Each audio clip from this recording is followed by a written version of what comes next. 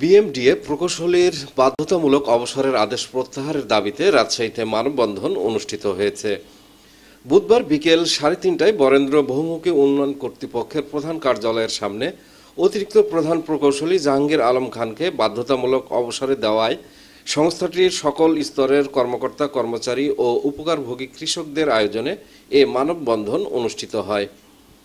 মানববন্ধনে বক্তারা বলেন, বিগত আওয়ামী সরকারের দোসরদের ষড়যন্ত্রের কারণে বরেন্দ্র বহুমুখী উন্নয়ন কর্তৃপক্ষের অতিরিক্ত প্রধান প্রকৌশলী জাহাঙ্গীর আলম খানকে বাধ্যতামূলক অবসরে দেওয়া হয়েছে বলে অভিযোগ তুলেছেন সংস্থার কর্মকর্তা কর্মচারী ও সাধারণ কৃষকেরা। তারা এই অবসরের আদেশকে অবৈধ উল্লেখ করে অবিলম্বে তা বাতিলের দাবি জানান। মানববন্ধনে বিএমডিএর কর্মকর্তা কর্মচারীদের পাশাপাশি বিভিন্ন স্থান থেকে আসা শতাধিক কৃষক অংশ নেন। তারা অবিলম্বে জাহাঙ্গীর আলম খানকে শপথে বহাল করার দাবি জানান। এর আগে মঙ্গলবার কৃষি মন্ত্রণালয়ের সচিব ডক্টর মোহাম্মদ এমদাদুল্লাহ মিয়ান এক অফিস আদেশে জাহাঙ্গীর আলম খানকে বাধ্যতামূলক অবসর দেন।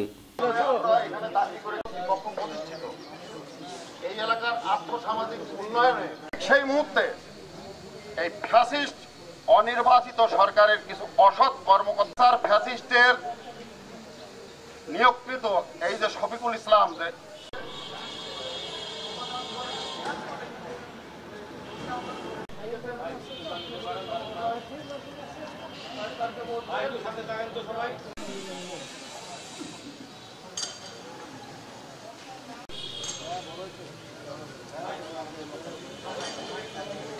উপকার এই এলাকার সাধারণ কৃষকের করেছে, সেই জন্য আমরা বললো যে আমরা করছে কৃষি সচিব হয়তো বিষয়টা জানে না, টেবিলে বসে এই শপথে পূর্ণবহাল করা হোক।